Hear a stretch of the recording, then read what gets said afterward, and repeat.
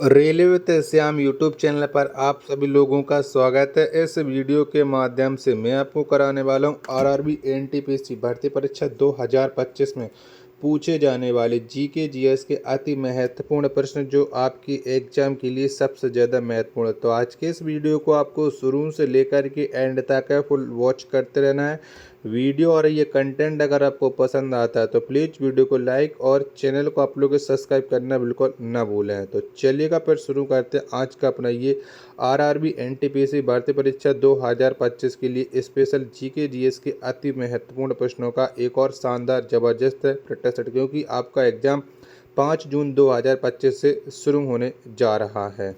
तो पहला प्रश्न आ जाता है कि लक्षद्वीप की राजधानी कहाँ है। तो बताओ इनमें से कहाँ पर पड़ती है लक्षद्वीप की राजधानी। तो लक्षद्वीप की जो राजधानी है वो कावारत्ती है। एक का बी ऑप्शन करेक्ट आंसर हो जाएगा। अगला प्रश्न हो जाता है प्रश्न संख्या 2 है कि समुद्रपुत्र के नाम से किसे जाना जाता है। तो बताओ इनमें से किसको समुद्रपुत्र के नाम से जानते हैं। प्रश्न संख्या 2 का राइट आंसर क्या हो जाएगा।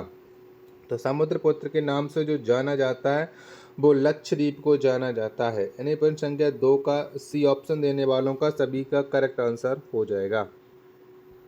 नेक्स्ट प्रश्न आ जाता है प्रश्न संख्या 3 है संविधान सभा का प्रथम अधिवेशन कब हुआ था। तो बताओ इनमें से कब हुआ था संविधान सभा का प्रथम अधिवेशन। प्रश्न संख्या 3 का राइट आंसर आपको देना है। तो 9 दिसंबर 1946 को संविधान सभा का प्रथम अधिवेशन हुआ था। 3 का सी ऑप्शन करेक्ट आंसर हो जाएगा। अगला प्रश्न आ जाता है प्रश्न संख्या 4 है कि पंचायत के सदस्य चुने जाने के लिए न्यूनतम आयु सीमा क्या है। बताओ कितनी आयु सीमा होनी चाहिए पंचायत का सदस्य अगर आपको बनना है। प्रश्न संख्या 4 का राइट आंसर क्या हो जाएगा। तो इसके लिए न्यूनतम आयु सीमा होती है 21 वर्ष। प्रश्न संख्या 4 का सी ऑप्शन करेक्ट आंसर हो जाएगा। वीडियो पसंद आ रही होगी तो प्लीज़ वीडियो को लाइक और चैनल को आप लोग सब्सक्राइब करना ना भूलें। 5 नंबर का प्रश्न आ जाता है गीता रहस्य के लेखक कौन है। तो बताओ इनमें से किसके द्वारा गीता रहस्य पुस्तक को लिखा गया है। तो ये पुस्तक लिखी गई है बाल गंगाधर तिलक के द्वारा। 5 का बी ऑप्शन करेक्ट आंसर हो जाएगा। अगला प्रश्न आ जाता है प्रश्न संख्या 6 कि अखबारी कागज के लिए कौन सा शहर प्रसिद्ध है। तो बताओ इनमें से कौन सा शहर अखबारी कागज के लिए फेमस है। 6वें प्रश्न का राइट आंसर क्या हो जाएगा। तो इसके लिए नेपानगर फेमस हो जाता है। 6 का बी ऑप्शन करेक्ट आंसर हो जाएगा। नेक्स्ट प्रश्न है प्रश्न संख्या 7 है कि जब भारत को स्वतंत्रता की मंजूरी दी गई उस समय यूके में कौन सी पार्टी सत्ता में थी। तो बताओ उस समय इंग्लैंड में कौन सी पार्टी सत्ता में थी। ये आपको प्रश्न संख्या 7 का राइट आंसर आपको बताना है कि 7 का राइट आंसर क्या हो जाएगा। तो जब हमारा प्यारा देश भारत स्वतंत्र हुआ था उस समय इंग्लैंड में सरकार थी लेबर पार्टी की। 7 का सी ऑप्शन करेक्ट आंसर हो जाएगा। नेक्स्ट प्रश्न प्रश्न संख्या 8 आ जाता है कि शास्त्रीय संगीत किससे संबंधित है। तो बताओ में से किससे संबंध रखता है ये शास्त्रीय संगीत। 8वें नंबर प्रश्न का राइट आंसर क्या हो जाएगा। तो शास्त्रीय संगीत का संबंध हो जाता है सामवेद से। 8 का डी ऑप्शन राइट आंसर हो जाएगा। नेक्स्ट प्रश्न प्रश्न संख्या 9 आ जाता है कि माइकल ओडायर की हत्या किसने की थी। तो बताओ इनमें से कौन से व्यक्ति के द्वारा माइकल ओडायर की हत्या कर दी गई थी। प्रश्न संख्या 9 का राइट आंसर आपको बताना है कि 9 का राइट आंसर क्या हो जाएगा। तो ये जो हत्या की थी वो ऊधम सिंह ने हत्या की थी। 9 का सी ऑप्शन करेक्ट आंसर हो जाएगा। 10वें नंबर का प्रश्न आ जाता है कि एगमार्क किससे संबंधित है। तो बताओ एगमार्क का संबंध किससे हो जाता है। प्रश्न संख्या 10 का राइट आंसर आपको देना है कि 10 का राइट आंसर क्या हो जाएगा। तो एगमार्क का संबंध है वो गुणवत्ता से होता है। 10 का डी ऑप्शन करेक्ट आंसर हो जाएगा। 11 नंबर का प्रश्न आ जाता है कि हमारे संविधान का भाग 2 किससे संबंधित है। तो बताओ भाग 2 में क्या बताया गया है। 11 नंबर प्रश्न का राइट आंसर आपको बताना है कि 11 का राइट आंसर क्या हो जाएगा। तो भाग 2 इसका जो संबंध हो जाता है वो नागरिकता से होता है। यानी 11 का बी ऑप्शन करेक्ट आंसर हो जाएगा। नेक्स्ट प्रश्न आ जाता है प्रश्न संख्या 12 कि शांति का सागर कहाँ पर स्थित है। यानी सी ऑफ ट्रैंक्विलिटी कहाँ पर पड़ती है ये आपको बताना है। 12 नंबर प्रश्न का राइट आंसर क्या हो जाएगा। तो शांति का सागर या सी ऑफ ट्रैंक्विलिटी ये चंद्रमा पर स्थित है। यानी प्रश्न संख्या 12 का बी ऑप्शन देने वालों का राइट आंसर हो जाएगा। नेक्स्ट प्रश्न आ जाता है प्रश्न संख्या 13 है कि राज्य चुनाव आयुक्त की नियुक्ति कौन करता है। तो बताओ किसके द्वारा ये राज्य चुनाव आयुक्त की नियुक्ति है वो की जाती है। प्रश्न संख्या 13 का राइट आंसर क्या हो जाएगा। तो ये नियुक्ति की जाती है राज्यपाल के द्वारा। प्रश्न संख्या 13 का सी ऑप्शन करेक्ट आंसर हो जाएगा। आशा और उम्मीद करता हूँ आज की वीडियो और आज का ये कंटेंट आपको जरूर पसंद आ रहा होगा। तो प्लीज़ इस वीडियो को लाइक और चैनल को आप लोग सब्सक्राइब करना ना भूलें। अगला प्रश्न आ जाता है प्रश्न संख्या 14 की मुस्लिम लीग ने पृथक राज्य पाकिस्तान की घोषणा पहली बार किस वर्ष की थी? तो बताओ कब की गई थी ये घोषणा। प्रश्न संख्या 14 का राइट आंसर क्या हो जाएगा? तो मुस्लिम लीग ने पृथक राज्य पाकिस्तान की जो घोषणा की थी वो घोषणा की थी 1940 में पहली बार। 14 का डी ऑप्शन करेक्ट आंसर हो जाएगा। 15 नंबर का प्रश्न आ जाता है कि सबसे निम्न ग्रेड का कोयला कौन सा है? तो बताओ इनमें से कौन सा हो जाता है सबसे निम्न ग्रेड का कोयला। 15 नंबर प्रश्न का राइट आंसर क्या हो जाएगा? तो सबसे जो निम्न ग्रेड का कोयला है ये पीट कोयला है, यानी 15 का सी ऑप्शन करेक्ट आंसर हो जाएगा। अगला प्रश्न है प्रश्न संख्या 16 आ जाता है कि ऋग्वैदिक काल के सबसे महत्वपूर्ण देवता कौन है? तो बताओ इनमें से कौन से व्यक्ति हो जाते हैं ऋग्वैदिक काल के सबसे महत्वपूर्ण देवता। 16 नंबर प्रश्न का राइट आंसर क्या हो जाएगा? तो ये हो जाते इंद्र। 16 का सी ऑप्शन करेक्ट आंसर हो जाएगा। अगला प्रश्न है प्रश्न संख्या 17 आ जाता है कि अमेरिका और कनाडा को कौन सी रेखा पृथक करती है? तो बताओ इनमें से कौन सी रेखा है वो अमेरिका और कनाडा को अलग अलग करती है। 17 नंबर प्रश्न का राइट आंसर क्या हो जाएगा? तो उन्हें 49वीं अक्षांश रेखा 49 डिग्री अलग करती है। ये 17 का ए ऑप्शन देने वालों का सभी का करेक्ट आंसर हो जाएगा। अगला प्रश्न है प्रश्न संख्या 18 आ जाता है कि द्रोणाचार्य पुरस्कार किसे प्रदान किया जाता है? तो बताओ इनमें से किसको मिलता है ये द्रोणाचार्य पुरस्कार। प्रश्न संख्या 18 का आंसर क्या हो जाएगा? तो ये पुरस्कार प्रदान किया जाता है खेल प्रशिक्षकों को यानी कोचों को मिलता है द्रोणाचार्य पुरस्कार। 18 नंबर प्रश्न का ए ऑप्शन करेक्ट आंसर हो जाएगा। 19 नंबर का प्रश्न आ जाता है कि मूल संविधान में कितने अनुच्छेद थे? तो बताओ इनमें से कितने अनुच्छेद थे मूल संविधान में। 19 नंबर प्रश्न का राइट आंसर क्या हो जाएगा? तो इनमें अनुच्छेदों की संख्या हो जाती है 395। 19 का बी ऑप्शन करेक्ट आंसर हो जाएगा। अगला प्रश्न है प्रश्न संख्या 20 आ जाता है कि आर्य समाज की स्थापना किसने किया था? तो बताओ इनमें से कौन से व्यक्ति के द्वारा आर्य समाज की स्थापना की गई थी। 20 नंबर प्रश्न का राइट आंसर क्या हो जाएगा? तो स्वामी दयानंद सरस्वती ने आर्य समाज की स्थापना की थी। 20 का ए ऑप्शन देने वालों का राइट आंसर हो जाएगा। अगला प्रश्न आ जाता है प्रश्न संख्या 21 है कि आवर्त सारणी का पहला तत्व कौन है? तो बताओ इनमें से कौन सा हो जाता है आवर्त सारणी का पहला तत्व। 21 नंबर प्रश्न का राइट आंसर क्या हो जाएगा? तो हाइड्रोजन ये आवर्त सारणी का पहला तत्व हो जाता है। 21 का बी ऑप्शन करेक्ट आंसर हो जाएगा।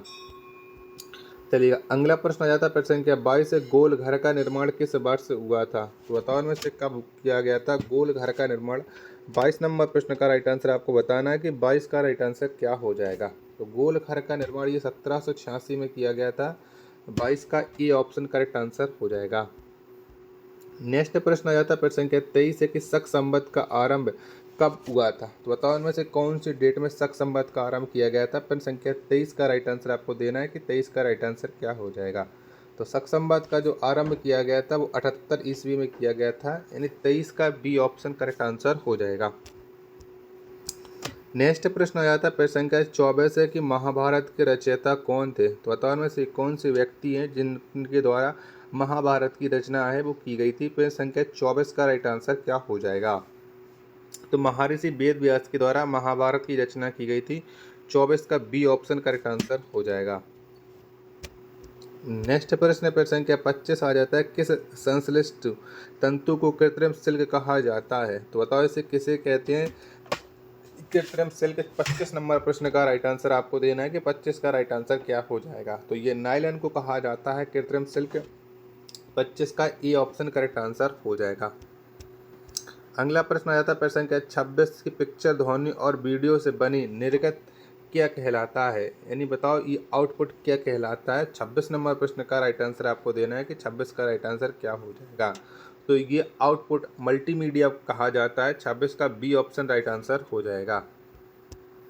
नेक्स्ट प्रश्न आ जाता है प्रश्न संख्या 27 है कि महान शहीदों भगत सिंह, राजगुरु और सुखदेव को जब फांसी दी गई उस समय भारत का वायसराय कौन था? जब इन तीनों शहीदों को फांसी मिली थी तो उस समय भारत का वायसराय कौन था, ये आपको बताना है। 27 नंबर प्रश्न का राइट आंसर क्या हो जाएगा। आशा और उम्मीद करता हूँ ये वीडियो आपको जरूर पसंद आ रही होगी, तो प्लीज़ आप लोग इस वीडियो को लाइक और चैनल को आप लोग सब्सक्राइब करना बिल्कुल ना भूलें, और कमेंट बॉक्स में आप अपने स्कोर जरूर बताइए कि आपने आज के इस वीडियो में से कितने प्रश्न हैं वो सही किए। तो बताओ उस समय कौन वायसराय था।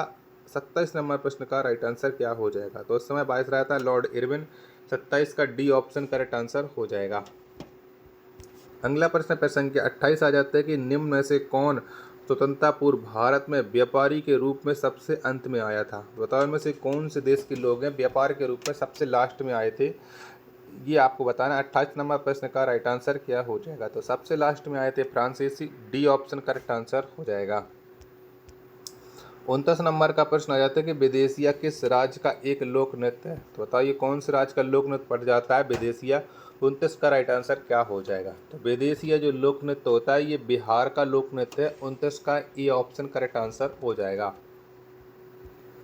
नेक्स्ट प्रश्न पर संख्या आ जाता है 30 कि अहमदाबाद कपड़ा श्रमिक संघ के संस्थापक कौन थे। तो बताओ इनमें से किस व्यक्ति के द्वारा अहमदाबाद कपड़ा श्रमिक संघ की स्थापना की गई थी। 30 का राइट आंसर क्या हो जाएगा। तो ये स्थापना की गई थी महात्मा गांधी के द्वारा।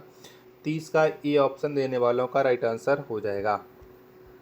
नेक्स्ट प्रश्न संख्या 31 आ जाता है कि एफिल टावर कहाँ स्थित है। तो बताओ कहाँ पर ये पड़ता है एफिल टावर। 31 नंबर प्रश्न का राइट आंसर क्या हो जाएगा। तो एफिल टावर ये पेरिस में स्थित है। कहाँ पर? पेरिस में। 31 का डी ऑप्शन राइट आंसर हो जाएगा। 32 नंबर का प्रश्न हो जाता है कि शारदा अधिनियम किससे संबंधित है। तो बताओ इसका किससे संबंध हो जाता है शारदा अधिनियम का। 32 नंबर प्रश्न का राइट आंसर क्या हो जाएगा। तो बाल विवाह से ये शारदा अधिनियम संबंध रखती है। 32 का बी ऑप्शन एकदम करेक्ट आंसर हो जाएगा। आशा और उम्मीद है कि वीडियो और कंटेंट पसंद आ रहा होगा, तो प्लीज़ वीडियो को लाइक और चैनल को सब्सक्राइब करना बिल्कुल ना भूलें। 33 नंबर का प्रश्न आ जाता है कि एसी का पूर्ण रूप क्या है। तो बताना है कि एसी का फुल फॉर्म क्या हो जाता है। तो इसका फुल फॉर्म होता है अल्टरनेटिंग करंट, यानी 33 का बी ऑप्शन करेक्ट आंसर हो जाएगा। 34 नंबर का प्रश्न रहता है कि श्रवणबेलगोला में गोमतेश्वर की प्रतिमा को किसने बनवाया था। तो बताओ में से कौन से व्यक्ति के द्वारा ये श्रवणबेलगोला में जो गोमतेश्वर की मूर्ति स्थित है उसका निर्माण किसने करवाया था। तो ये जो निर्माण करवाया था वो आपको बताना। चारों ऑप्शन आपकी स्क्रीन पर शो रहा है। तो ये चामुंडा राय के द्वारा निर्माण कराया गया था। डी ऑप्शन करेक्ट आंसर हो जाएगा प्रश्न संख्या 34 का। 35 नंबर का प्रश्न आ जाता है कि माइकल ओ डायर की हत्या किस वर्ष से की गई थी। तो बताओ कब मर्डर हो गया था माइकल ओ डायर का। 35 नंबर प्रश्न का राइट आंसर क्या हो जाएगा। तो इसकी हत्या 1940 में की गई थी। 35 का सी ऑप्शन देने वालों का सभी का करेक्ट आंसर हो जाएगा। नेक्स्ट प्रश्न संख्या 36 आ जाता है कि ऑप्टिकल फाइबर किस सिद्धांत पर कार्य करता है। तो बताओ ये कौन से सिद्धांत पर कार्य करता है ऑप्टिकल फाइबर। 36 का आंसर आपको देना है। तो ये पूर्ण आंतरिक परावर्तन के सिद्धांत पर ऑप्टिकल फाइबर कार्य करता है। 36 का ए ऑप्शन राइट आंसर हो जाएगा। अगला प्रश्न संख्या 37 आ जाता है कि प्रत्येक ग्रह सूर्य से 7 एक केंद्र में दीर्घ वृत्त में चलता है, किसने कहा था। तो बताओ ये कथन किसका है। 37 नंबर प्रश्न का राइट आंसर क्या हो जाएगा। तो ये जो कथन हो जाता है वो केपलर का कथन है। किसका है? केपलर का है। 37 का सी ऑप्शन राइट आंसर हो जाएगा। 38 नंबर का प्रश्न जाता है कि शिवाजी के शासनकाल की अवधि क्या थी। तो बताओ में से क्या अवधि थी शिवाजी के शासनकाल की। 38 का राइट आंसर आपको बताना है कि 38 का राइट आंसर क्या हो जाएगा। तो इनके शासनकाल की अवधि थी 1674 से लेकर के 80 तक, यानी 38 का ए ऑप्शन करेक्ट आंसर हो जाएगा। तो आज के इस वीडियो में इतने प्रश्न थे। वीडियो पसंद आई हो तो वीडियो को लाइक और चैनल को आप लोग सब्सक्राइब करना ना भूलें। मिलते को नेक्स्ट वीडियो के साथ, तब तक के लिए धन्यवाद। जय हिंद, वंदे मातरम।